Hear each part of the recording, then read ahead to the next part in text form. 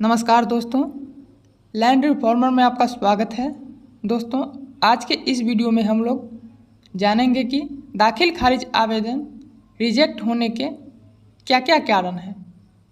तो दोस्तों, यहाँ पर सबसे पहले हम देखेंगे कि आवेदन रिजेक्ट होने के कौन कौन से कारण हैं। इसके बाद हम जानेंगे कि किस कारण के लिए हमें कौन सा उपाय करना होगा। तो दोस्तों, चलिए हम यहाँ पर देखते हैं। यहाँ पर सबसे पहला जो कारण है वो है वंशावली में संबंध का स्पष्ट न होना। दूसरा कारण है आवेदन में किसी प्रकार की त्रुटि का होना। तीसरा कारण है आवेदन के समय संलग्न किए गए दस्तावेज का संदिग्ध या अपठनीय होना।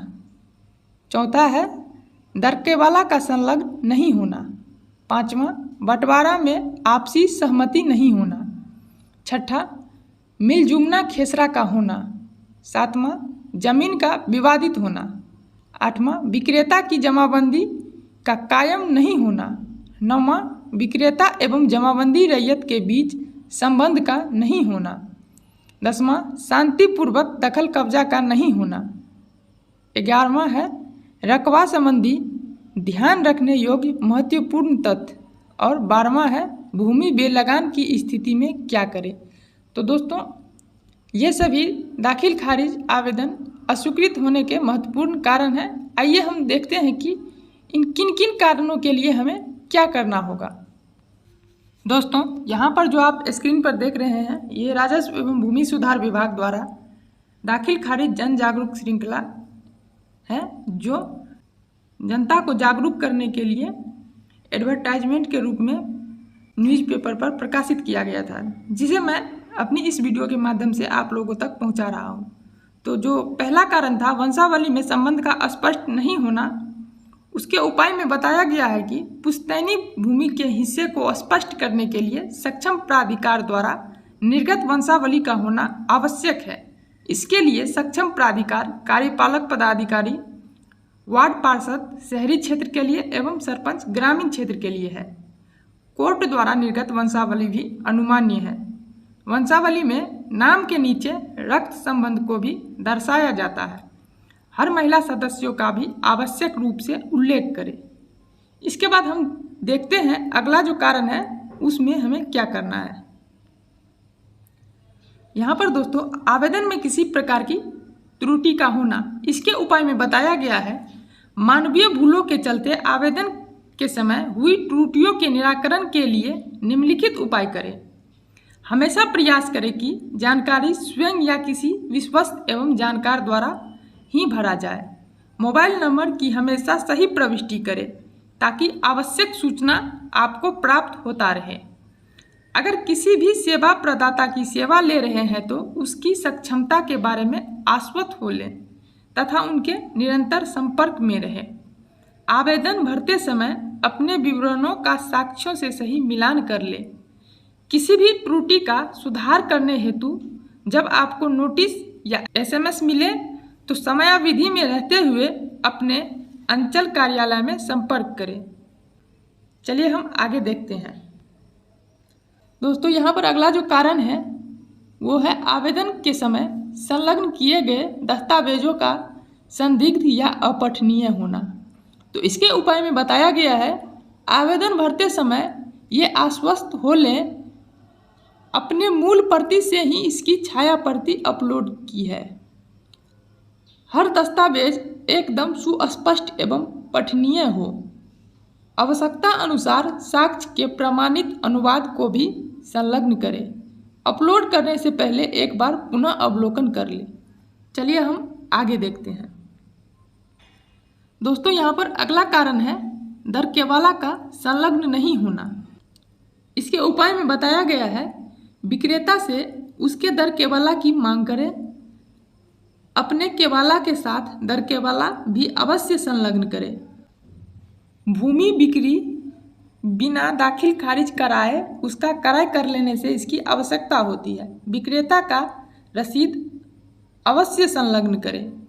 तो दोस्तों, इसमें बताया गया है कि जब आप किसी से ज़मीन खरीदते हैं तो उससे उसके दरकेवाला की मांग करें, क्योंकि वो जो रैयत है वो अपनी जो ज़मीन बेची है उसका दाखिल खारिज करवाए बिना अगर वो बिक्री कर देते हैं तो वैसी स्थिति में आपको दरकेवाला की आवश्यकता पड़ेगी। तो चलिए हम आगे देखते हैं। आगे है बंटवारा में आपसी सहमति का नहीं होना। तो इसके उपाय में बताया गया है बंटवारा के बस दो आधार हैं, आपसी सहमति एवं कोर्ट के द्वारा बंटवारा। आपसी सहमति से हुए बंटवारा का निबंधन करा ले, बंटवारा के बाद ही दाखिल खारिज का आवेदन दे, तत्पश्चात भूमि का क्रय विक्रय करे। बंटवारा अगर पंचनामा के प्रक्रिया से की गई है तो भी वह मान्य होगा। खाता खेसरा रकबा के अलावा चौहद्दी का भी स्पष्ट रूप से उल्लेख करे। जमीन बंटवारा के बाद किसी नए जमींदार से ही खरीदना श्रेयकर होगा। अगर सहमति नहीं है तो कोर्ट से बंटवारा करा ले, बिना बंटवारे की जमीन नहीं खरीदे। चलिए हम आगे देखते हैं। दोस्तों यहाँ पर अगला जो कारण है वो है मिलजुमना खेसरा का होना। तो इसके उपाय में बताया गया है मिलजुमना खेसरा का अर्थ है केवला में प्रत्येक खेसरा का रकबा नहीं लिखा होना परंतु कुल रकबा का होना, केवला में खेसरावार विवरण का नहीं होना। इस लाइन के माध्यम से बताया जा रहा है कि केवरा में कुल रकबा लिखा रहता है परंतु किस प्लॉट में कितना रकबा है ये मेंशन नहीं रहता है, वैसी स्थिति में प्रॉब्लम हो सकती है। आगे है निबंधन करते समय यह सुनिश्चित कर ले कि प्रत्येक खेसरा का सही रकबा और चौहद्दी खेसरावार लिखा गया है। पुराने विक्रय पत्र में अगर मिलजुमना खेसरा की त्रुटि हो तो अंचल कार्यालय में साक्ष्य के साथ उपस्थित हो। साक्ष्य के तौर पर अंचल अमीन की मापी प्रतिवेदन और अन्य कागजात जैसे नजरी नक्शा, ट्रेस मैप, चौहद्दीदार का अनापत्ति पत्र यानी कि एनओसी, खतियान जिससे किसी खेसरा के रकबा की पुष्टि होती हो तो उसे प्रस्तुत करे। चलिए अब हम आगे देखते हैं। अगला जो कारण है वो है जमीन का विवादित होना। तो दोस्तों ऐसी स्थिति में बताया गया है कि क्रेता जमीन हमेशा उनसे खरीदने का प्रयास करे जिसके नाम से जमाबंदी कायम हो। जमीन का विवरण, नक्शा, विक्रेता के नाम, पता का मिलान एवं सत्यता की पुष्टि ऑनलाइन biharbhumi.bihar.government.in से कर लें। निबंधित दस्तावेज की जांच निबंधन कार्यालय के वेबसाइट bhumijankari.bihar.government.in पर की जा सकती है। दलालों से दूर रहें।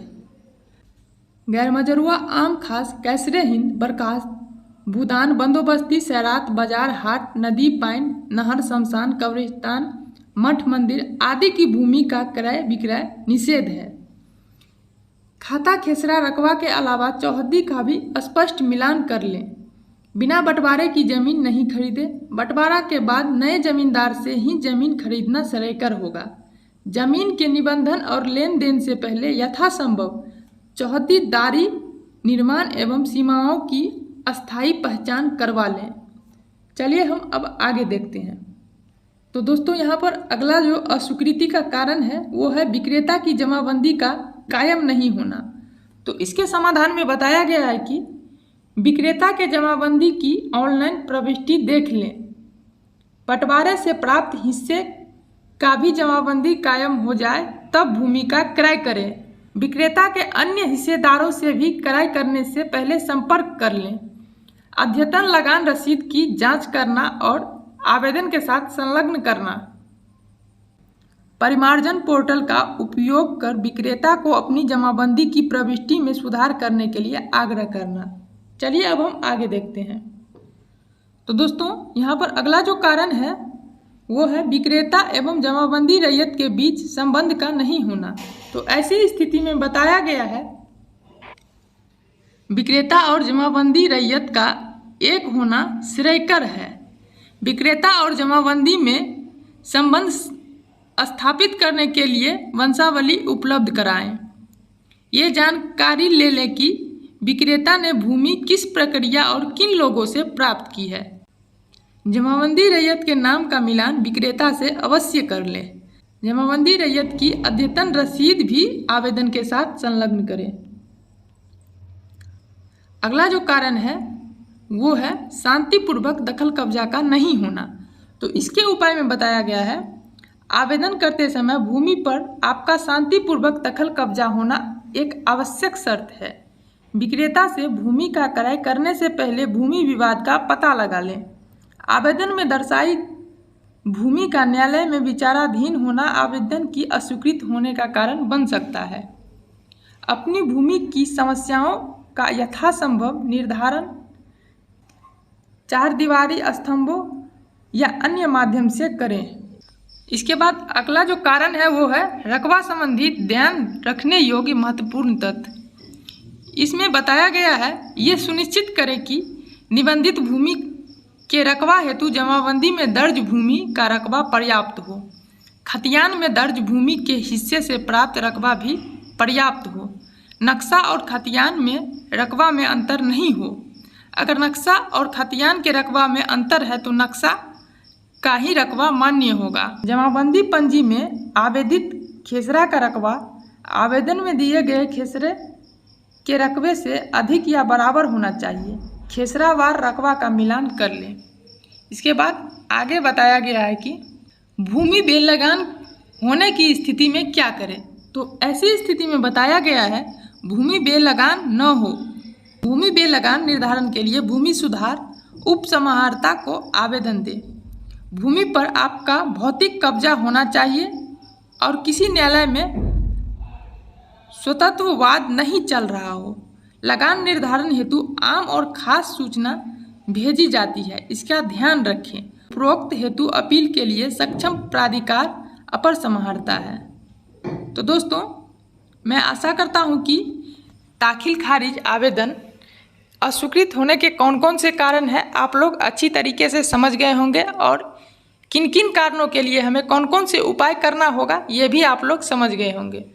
दोस्तों, अगर ये वीडियो आपको पसंद आया है तो वीडियो को लाइक कीजिए और अगर आप इस चैनल लैंड रिफॉर्मर पर नए हैं तो चैनल को अभी सब्सक्राइब कीजिए और बेल आइकन को प्रेस कर ऑल नोटिफिकेशन को ऑन कर दीजिए, ताकि मैं जब भी इस तरह की जानकारी शेयर करूं तो उसका नोटिफिकेशन सबसे पहले आप तक पहुंचे। चलिए, तो आज के इस वीडियो में इतना ही। मिलते हैं बहुत जल्द कुछ अलग नई जानकारी के साथ। धन्यवाद।